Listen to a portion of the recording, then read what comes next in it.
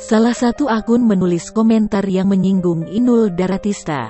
Akun atas nama @rizwandi7232 itu menyebut Inul seperti orang gila.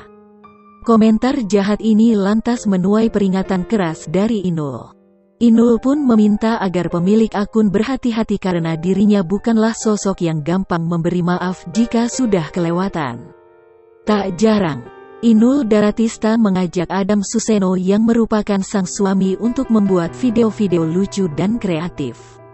Tapi tentu saja niat baik seseorang kadang tidak sepenuhnya bisa diterima oleh setiap orang.